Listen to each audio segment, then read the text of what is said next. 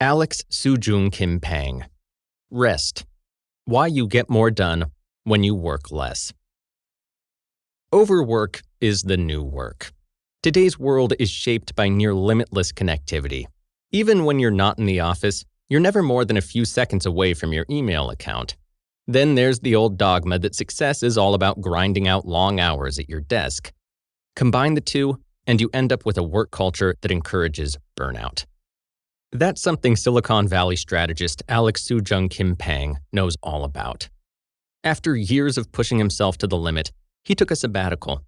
Living a life of leisure for a few months wasn't just a luxury. He quickly realized that he was getting more serious work done than ever before. That got him thinking, what would a different, healthier, and saner work culture look like? After sifting through the latest empirical scientific evidence, he came up with an answer. It'd make much more room for rest, relaxation, and recovery. As these blinks will show, getting a good night's sleep, taking a vacation, and nurturing your hobbies doesn't just keep you in top physical and mental health, it also does wonders for creativity, concentration, and cognitive performance. Blink number 1. Boost your creativity by getting an early start, then work for around 4 hours. 8 hours of work a day sometimes just doesn't feel like enough. Surely you have to put a longer shift in if you want to become the next New York Times bestseller, right? Well, not quite. What really makes the difference isn't how much you work, but when you work. The best time to get to work is in the morning. If you really want to boost your creative output, you need a routine that starts in the early hours. Getting up at the crack of dawn gives you space to reflect on your work without the hustle and bustle of everyday life getting in the way. Take it from Scott Adams, the creator of the Dilbert comic strip. He's been getting up at 5 in the morning every day for the past 20 years. The first thing he does is drink a cup of coffee and eat a protein bar. That's the perfect breakfast to set him up for the next 4 hours of drawing, answering emails, and taking care of administrative chores. After that, his creative energy is spent, so he hits the gym to lift weights. This routine has more than paid off. Dilbert has been syndicated by 2,000 newspapers in 65 countries. Adams has also written 5 comic books, 9 nonfiction titles, and produced both a TV show and a movie. The key to his success is spending those first 4 hours working deliberately, then planning for some downtime afterward. That's because it's much more effective to work intensely for a shorter period of time than to work half-heartedly for the whole day. That also frees up more time to pursue your hobbies, go for a walk, or just take a nap. Researchers at a music conservatory in Berlin came to the same conclusion when they looked into students' practicing habits in the 1980s. All the best young musicians practiced for 4 hours a day and slept an hour longer than their peers. Like Adams, they worked most intensely in the morning. After that, they napped and did some lighter practicing in the evening. You can put that insight into practice even if you don't have the luxury of clocking in and out of your job as you please. Just make sure you're fully focused on your work in the morning and take a break at lunch to rejuvenate. Blink number 2. Recharge your creative batteries by taking a long walk or fitting in a midday nap. What's the best way to recover from an energy-depleting mental workout? Well, there are 2 proven ways to recharge your creative batteries: walking or taking a short nap. Let's start with walking. Taking a stroll has been shown to enhance your relationship with your work and boost your creativity. That's because it's a brilliant way of tapping into your subconscious, the part of your mind in which many of your best ideas develop. Take it from William Rowan Hamilton, a 19th century mathematician. He developed his most famous postulate in the field of algebra while walking along Ireland's Royal Canal with his wife. He later explained how he came to his idea, stating that an undercurrent of thought had suddenly revealed itself after a spark flashed forth. Indeed, walking is closely related to creativity. That was demonstrated by a study carried out at Stanford University in 2015.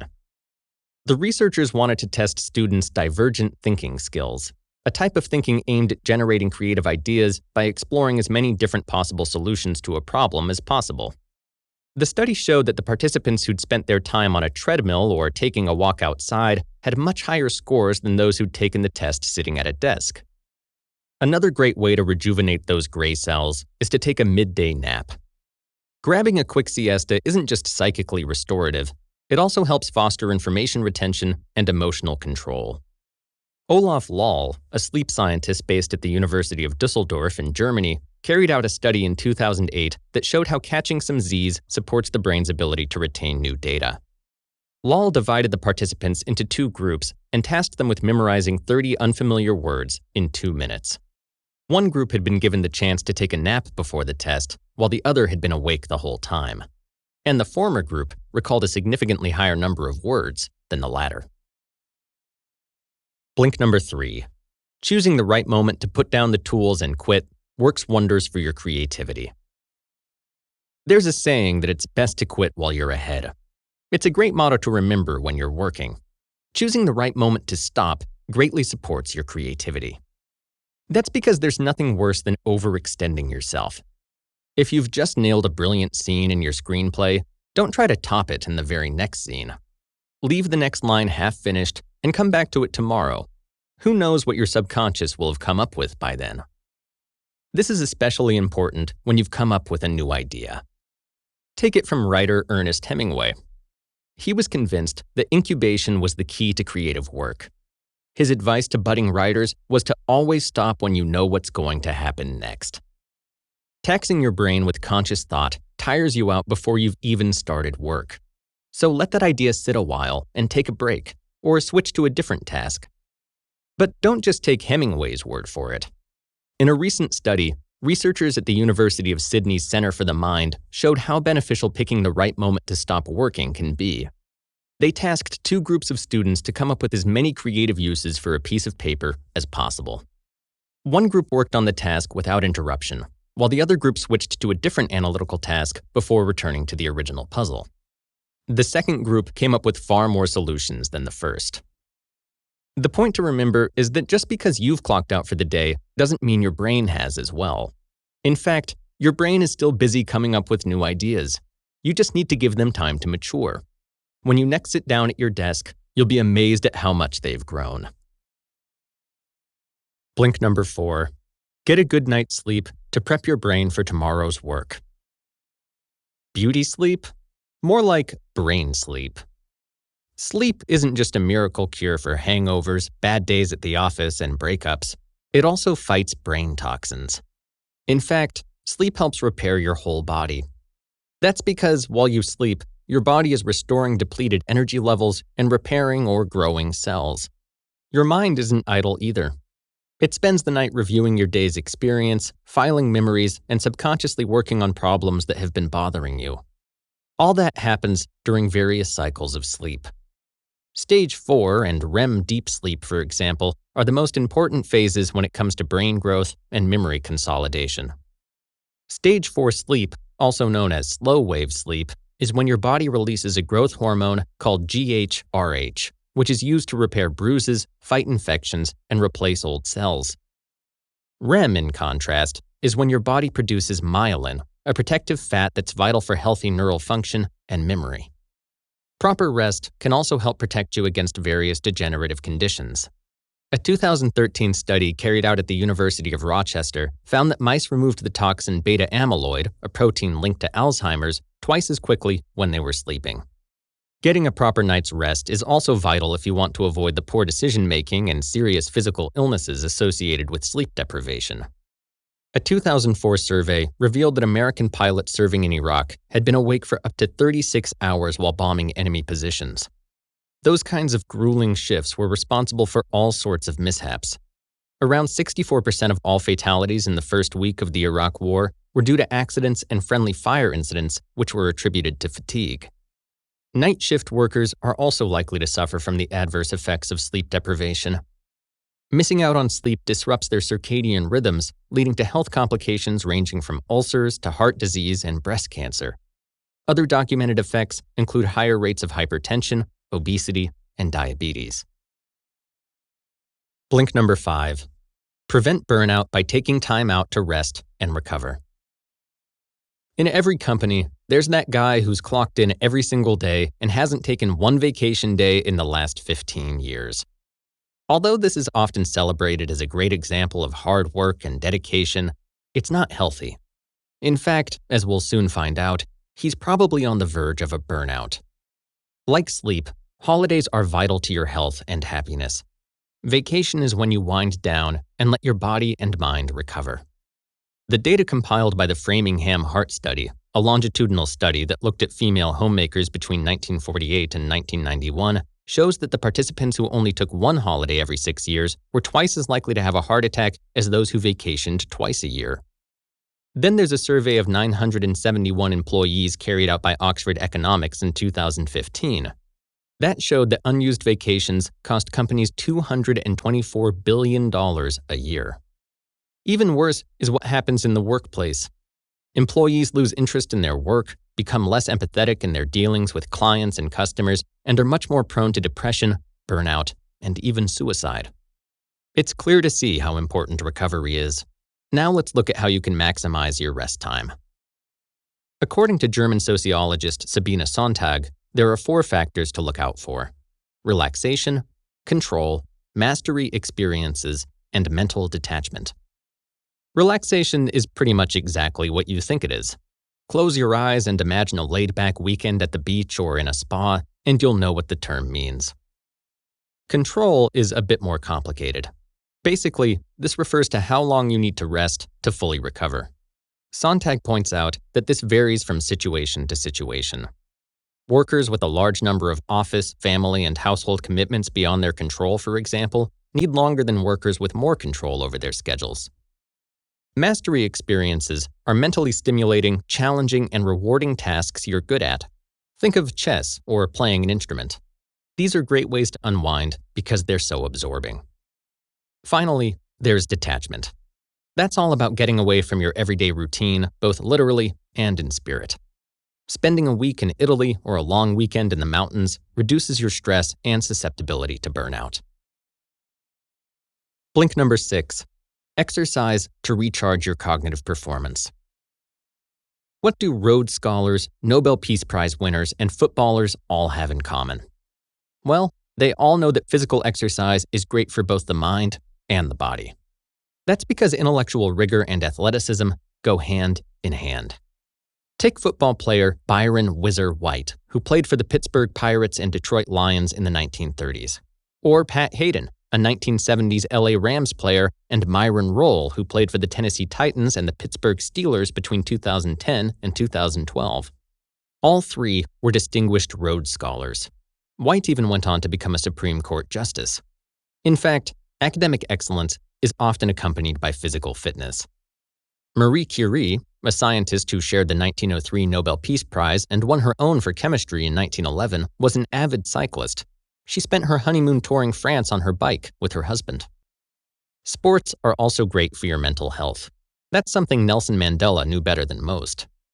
After the apartheid government imprisoned him on Robben Island in 1962, he kept up the strict daily fitness regimen of a boxer. Up to his release in 1988, he ran on the spot for 45 minutes, as well as completing 100 push-ups and 200 sit-ups every day. It was that routine that prevented the government from achieving its aim of breaking Mandela. As he put it, "I worked better and thought more clearly when I was in good physical condition." The close relationship between exercise and cognitive performance has been proven many times over. A 2015 German-Finnish study, for example, scanned the brains of overweight and obese participants before and after a 3-month weight loss and fitness course. The gray and white matter in their brains, which protects the central nervous system, increased in volume as the participants became more physically fit. Scientists have also found that exercise helps the body produce neurotrophins, proteins key to neuron growth and formation. Then there's memory. Intense aerobic activity stimulates the development of smaller blood vessels, which can deliver oxygenated blood to your brain much more efficiently. That's good news. A 2012 study found that as your maximum oxygen capacity increases, so too does your episodic memory. Blink number 7. Finally, cultivate your favorite hobby and engage in deep play. Did you know that Winston Churchill loved painting when he wasn't determining the fate of the world? Like physical exercise, art is a type of deep play, as well as an obvious way of tapping into your creativity. So, what is deep play? Well, it's basically any activity that's mentally absorbing, provides a new context for your skills, and gives a deep sense of satisfaction as well as a connection to your past. For Churchill, that was oil painting, especially landscapes and seascapes. What he loved most was how engaging it was to sit in front of a blank canvas. In his book, Painting as a Pastime, he wrote that he knew of no other leisure activity that more entirely absorbs the mind. Deep play is a way of testing your existing skills of observation, strategy, and problem-solving in a low-stakes context. Unsurprisingly, Churchill likened painting to military strategy, claiming it was like fighting a battle. But deep play also provides respite. It's as satisfying as work, but less hectic. That means you can really enjoy the small details. Churchill loved the kaleidoscope of colors, for example, and took great pleasure in something as simple as squeezing paints out of their tubes. The statesman took up painting in 1915, the second year of the First World War, shortly after ordering the Allied attack on Gallipoli, Turkey. It was a decision that resulted in devastating losses and threatened Churchill's entire career. Painting, he later said, came to my rescue when he was at his lowest. It was a therapeutic outlet in a moment of deep personal and political crisis. Painting might not be for you, of course, but there are plenty of other activities that offer the same benefits. So try chess, mountain climbing, or cooking. Anything that you find deeply rewarding is fair game. You just listened to our blinks to Rest by Alex Soojung-Kim Pang. The key message is that work and rest are the yin and yang of happiness. That's sometimes forgotten in a culture that values overwork. But taking out time to recover and rejuvenate is key to a productive and enriching life. Getting a good night's sleep, regular exercise, midday naps, and vacations all nurture your creativity and set you up for success. And here's some additional advice that you can apply to your life today. Take a hike, literally. And don't forget to bring your business plan. Getting enough exercise doesn't mean you always have to hit the gym. Walking isn't just good for you, it's also easy to combine with your work. Take it from Facebook founder Mark Zuckerberg. He's said to use walks as an opportunity to discuss business, win over new recruits, and hatch deals with the founders of startups that the tech behemoth is planning on taking over. And last but not least, we always love to hear what you think about our content. And share your thoughts.